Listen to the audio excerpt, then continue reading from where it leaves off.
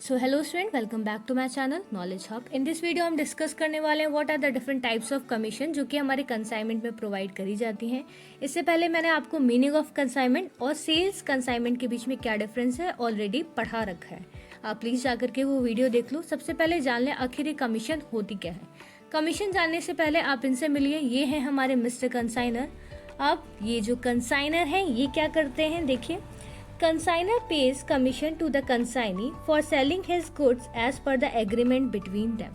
Consignor क्या करता है, कंसाइनी को कमीशन प्रोवाइड करता है। किस लिए? जो कि सामान हमारे कंसाइनर के बिहाफ में सेल करते हैं ना, उसके लिए, उस काम को पूरा करने के लिए हमारा कंसाइनर कंसाइनी को कमीशन देता है। ठीक है, अब हम जाने कि हमारे जो कंसाइनर कंसाइनी को कमीशन देता है वो कितने टाइप्स की हो सकती हैं।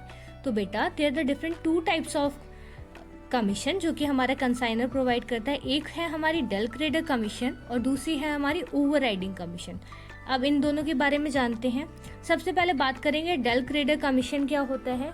When the consignor take the responsibility of realizing the amount from debtor in the case of credit sale made by him, he paid the special commission which is called del credere commission.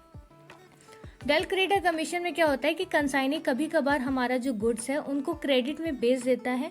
Consignor कहता है भाई तुमने तो उधार में बेच दिया, पैसे ना मिले तो कंसाइनी कहता है ये हमारी रिस्पॉन्सिबिलिटी है कि आपका जो पूरा पैसा है वो हम आपको वापस में ला करके देंगे, और अगर हमने आपका ये काम पूरा कर दिया तो आप हमको एक स्पेशल कमीशन प्रोवाइड करेंगे।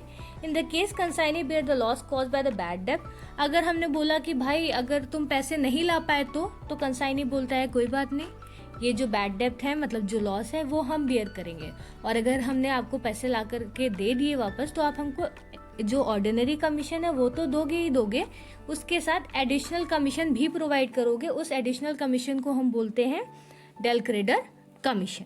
ओके, नेक्स्ट हम बात करते हैं over riding commission. Over riding से पता है ना एक्स्ट्रा क्या है, देखिए। When the consignor want that his goods should be sold and consignee at the higher price than one which is prescribed by him, then he pays an additional commission for the purpose of the consignee. Additional commission is called overriding commission. Simple जानो, overriding commission का मतलब क्या होता है कि हमारा consignor चाहता है कि भाई हमारा जो सामान है ना हायर, सबसे महंगे में बिके, तो कंसाइनी कहता है ठीक है भाई हम आपका जो सामान है हायर से हायर प्राइस में बेच देंगे और उसके लिए कुछ पैसे लगेंगे, मतलब आपको कमीशन देना पड़ेगा। तो कंसाइनर कहता है कोई बात नहीं, आप हमारे गुड्स को सोल्ड करो, हम आपको कमीशन देंगे।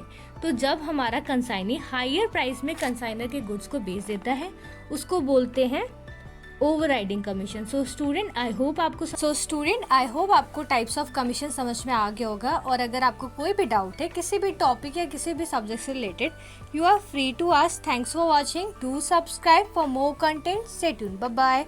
और हाँ, बेल आइकन को हिट करना मत भूलना।